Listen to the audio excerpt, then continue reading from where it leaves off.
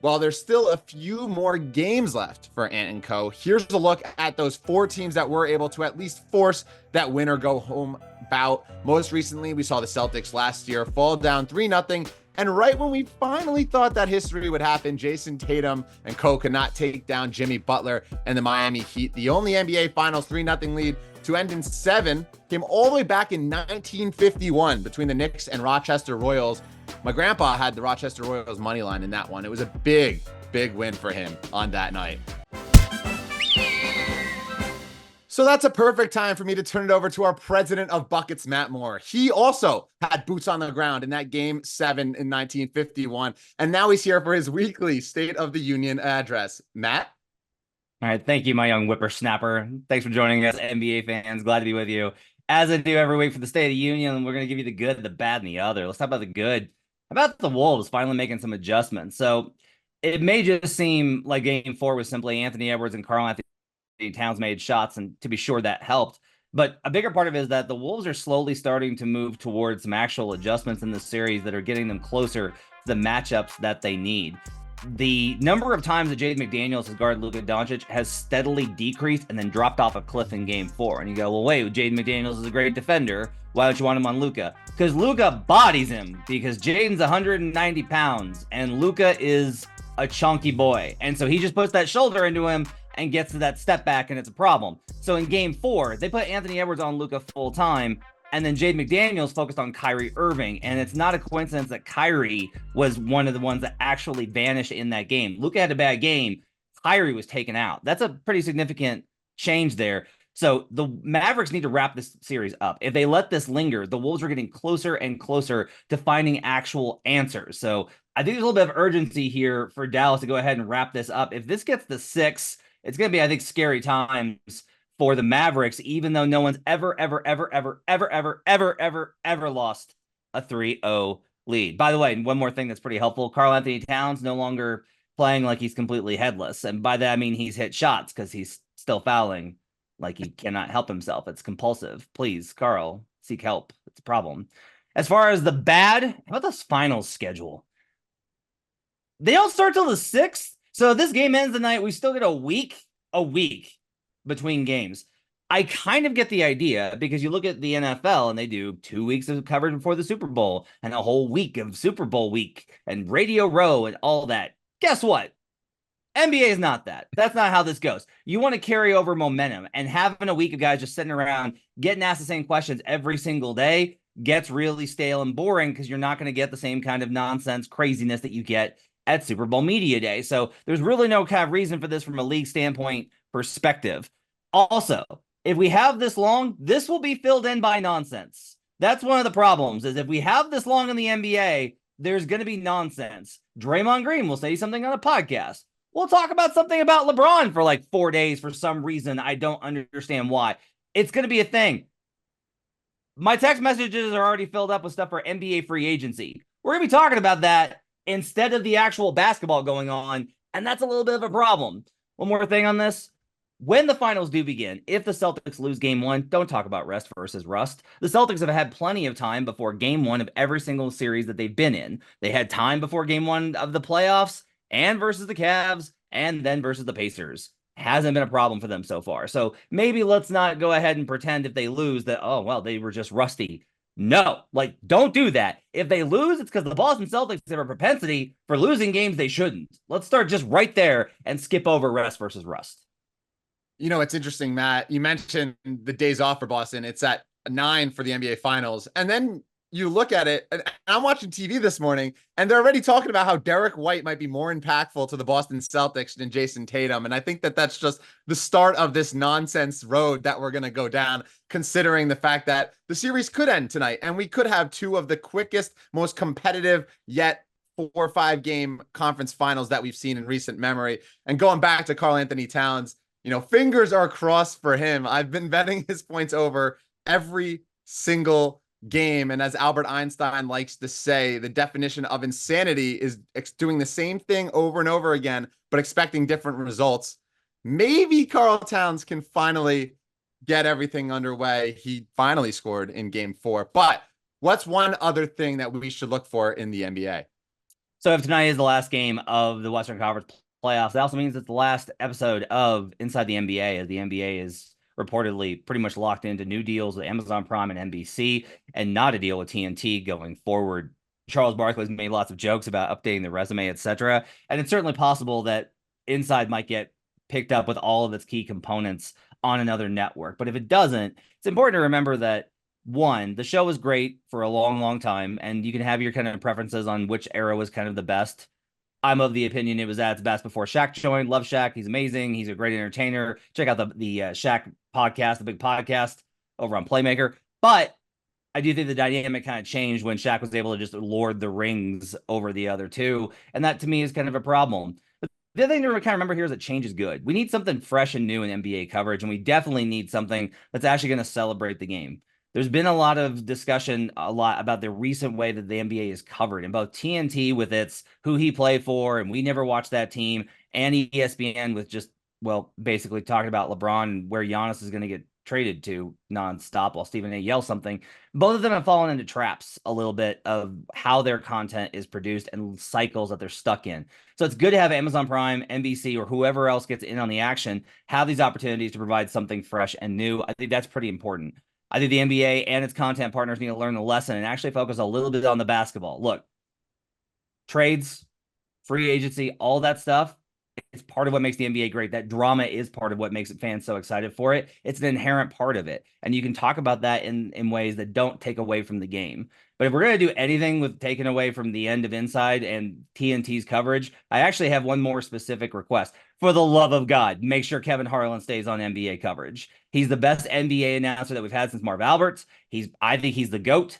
Kevin Harlan has got to stay on NBA coverage. I will do whatever I have to make sure that this happens. If I have to go pick it outside somewhere, I will do it. We got to keep Kevin Harlan on NBA broadcast. It's absolutely imperative with no regard for human life. We need to see you live tweet when this all goes down and Kevin Harlan doesn't go like you do during a normal game, but just Kevin Harlan, Kevin Harlan, Kevin Harlan, Kevin Harlan. One thing I will say is that you mentioned, change is good. I agree with that. The best announcers, and I hate the NBA for the most part, the best announcers do come from the NBA, Harlan, Mike Breen, Ian Eagle. So if one of those three end up calling the games, that's all I need to see. But Matt Moore, thank you so much for hopping on for your weekly State of the Union. We'll hear from you soon, Mr. President. God bless everyone except Charlie, and God bless the NBA. Sticking on the hardwood, and let's take a look at the most bet props ahead of Game 5 between the Mavericks and the Timberwolves. Jaden Hardy over 5.5 points, the most bet prop of the game. Who? Yeah, it's fair to ask because he's played no more than 12 minutes at all this series each game, but he is over 5.5 in 3 of those 4 games.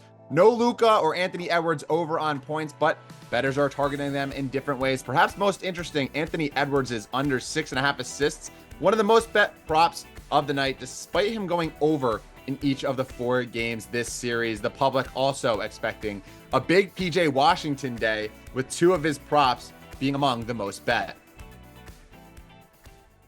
So I mentioned the same game parlay being concocted earlier, and here Jim Turvey is to join me, and we're going to build a 3-leg parlay for Game 5, plus a little bonus prop out in the WNBA if you want to get a little bit crazier with a 4th leg. All right, Jim, it's 3-1 Timberwolves, or 3-1 Mavericks, rather, in this series. The Timberwolves home, 4.5 point favorites. You'll start, I'll give a 2nd leg, and then you can round us out. Where are you heading for the 1st leg of this same game parlay? Yeah, 1st leg, we're going to go Daniel Gafford, 6.5 rebounds. I'm going to take the over here. You and I were talking about this. Derek Lively is listed as questionable right now. I really don't see any way in which he plays. I think this is a little bit of gamesmanship potentially. We saw the hit that he took. That looked incredibly serious. This is a road Game 5. I think you try and save him and get all your ducks in a row for that potential Game 6. Maybe take, a free roll here in Game 5. You're still up 3-1. You don't have to be too nervous just yet. If he doesn't play, this is a great number. If he plays, I even still like this number. His minutes have been up because of the Lively injury. He played a playoff high 31 minutes in the last game, and he had 8 rebounds.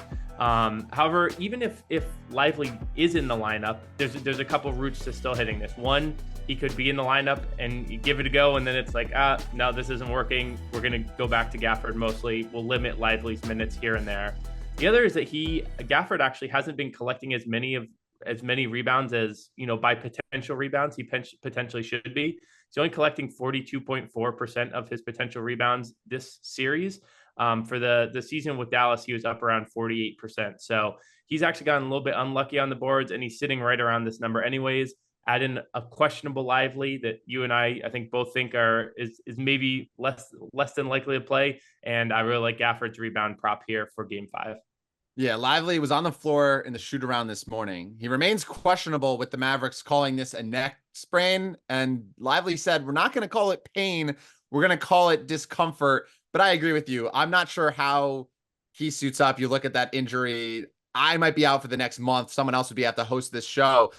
But I like this look here. Daniel Gafford, obviously, I targeted him in the OKC series. We've seen 2 of the games so far, him get close to that 10 rebound mark. I would not be surprised to see him get a double-double if Lively is out of this game. And even with him in, I think we should see a little bit more minutes kind of tend toward Gafford's way, given Lively being reintroduced back into the lineup. But my second leg, let's go back to All Reliable. And if you follow me in the Action app, I've logged this every single game of this postseason, and I'm gonna down the 5th time.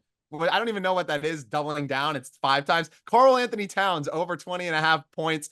Listen, he's the true X factor in this Minnesota offense when it comes to success. We saw in that Game 4 when Karl-Anthony Towns came back in that second half, when he wasn't being an imbecile, making so many dumb fouls, he was a disruptor. And he played the first couple of games, looked completely off, couldn't make a 3 to save his life, finally got his stroke under his belt. I think the biggest thing is, and we go back to this Lively injury, even for Karl Towns as well, Lively not being in the paint allows for more drives from Anthony Edwards and kicks to Towns. It allows for Towns to also be less scared of driving in and getting blocked by whoever it is there, and he feels more comfortable attacking Daniel Gafford, like Anthony Edwards as well. So we might see more opportunities in that. It's just the one thing I got to ask for Karl Towns is, please don't foul. I mean, some of these plays are so stupid, but despite the struggles, he's still averaging 17.5 points a game in the series, and he's over 3 of 4 games against Dallas in the regular season. I'm going to keep going to this well here until the series ends, and maybe it's a good thing if the series ends tonight and he doesn't go over, because I'm just firing away like it's nothing, Jim. But I'm going to go with him as our second leg here. Wouldn't even mind alt lines. I think we're finally seeing Karl Towns get his legs under him. Yeah, I mean, Cat with him, it's can he stay on the court and can he kind of keep his head on straight? And we have seen it at times this postseason. At times it's looked like he finally has got everything clicking and he's good to go. And then at other times it's a little less so. So I'll ride along with it. My final leg is I'm going with the people here. I'm going PJ Washington. I'm going to do the full points, rebounds, and assists. So I'm going to go over 19.5 here. Similar deal here. I like this. Even if Lively plays, I really like it if Lively's out. You and I both think this questionable maybe is a little bit of a funky tag.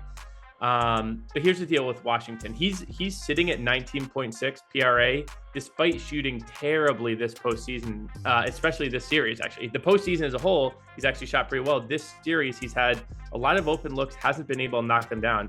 He's at 36.4% from the field overall, 22.2% from 3. Those are down. Regular season, he was at 43.6 and 32%. And we saw before this series, he actually was having some of his best shooting that he's had. He was shooting 45.3% from the field and 40.7 for 3. He's getting clean looks. I think it's a matter of a couple of these falling. This, to your point on the alts, this could be another way of, if Washington really goes out, really goes off, these numbers can be got by him. We saw him have some monster games against the Thunder. He really hasn't done it this series yet. If he does, that's going to be big for Dallas. Another benefit for him to Lively being out. Last game was a playoff high in minutes for him.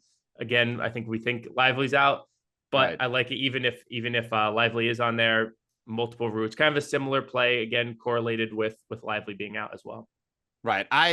We talked about this quickly offline too. Like, I was debating his over points if I had to give another leg in this one because of how bad he's been shooting. And the other thing that you mentioned, or you didn't mention, is the Timberwolves putting McDaniels on Kyrie has led to the highest 3-point output from PJ Washington this series. He took 9 threes. I think that with Jaden being all over Kyrie, it's going to lead to Dallas having to find scoring options from someone else. You take away the alley-oops from Lively, the attention on Kyrie, the attention on Luka. Someone has to step up in this offense. And we saw last series, it was PJ Washington. We've seen the whole shooter shoot mantra. He is not afraid. He's going to keep ripping it. So I love this one too. I was looking offline. I was like, PJ Washington ladder. Carl Towns ladder. Maybe put it together and make a little lottery ticket. That's where my mind was going. But I love this one. So the 3-leg parlay that we have put together, PJ Washington over 19.5 PRA, Carl Anthony Towns over on points, and Daniel Gafford over on rebounds. If Derek Lively's out, I feel pretty good about this one. If he's in, I still feel pretty good. But of course, if you want to sweeten the deal up a bit, you want to get those odds up, you're like a Michael Leboff. You need more to this parlay. We do have the Storm versus the Fever tonight at 7 p.m. Eastern. The Storm 5.5-point favorites, and you're targeting a certain player on the Storm to have a great day. Yeah, Skylar Diggins-Smith over 15.5 points. So Skylar season is back. She's had a couple of rough games to start the season, but this Storm team is starting to gel. They've really looked as like some of their best basketball the last few games, and a lot of that is because Skylar is playing some of her best basketball. Those first 5 games of the season, she's shooting 30.3% from the field. The last 2 games, she's at 13 of 21. That's over 62%. She's not going to maintain that, but she's also not going to sit down at 30%. She'll meet somewhere in the middle, and I have this number projected around 17.5 instead. Fever give up the most points per game, and they also are going to now be without Erica Wheeler for this game, who's their best backcourt defender, as well as Temi Fagbenle, who's been just a solid all-around piece for them. The Fever also send their opponents to the line the most, and I really think that a key part of Skylar's game is when she's able to get to free throw line, she's able to get into a rhythm. Last game out, she got to the line a season high 7 times. I think we see more of that. I think she's really aggressive against this Fever backcourt. It really has a lot of question marks defensively. This number is just a little bit too low for me. I'm on the Storm in general. The opening number they hung for this was a little bit crazy. They actually had the Fever favored by 1. It's now up to Storm, I believe 5.5 last I saw. So this looks like the market's really on Seattle. And I think one of the ways we see that come through today is that Skylar has herself a good scoring night. Yeah, so there we go. The 4 legs, if you want to. Skylar Diggins-Smith, the last one of the 4. Leg 1, Daniel Gafford, a reminder, over rebounds. Cat, over 20.5 points. I'm insane, maybe, but I'm going to keep doing that. And then PJ Washington over on his PRA as well. Jim Turvey, best of luck on the action tonight. Hopefully we can cash the same game parlay, but enjoy the games.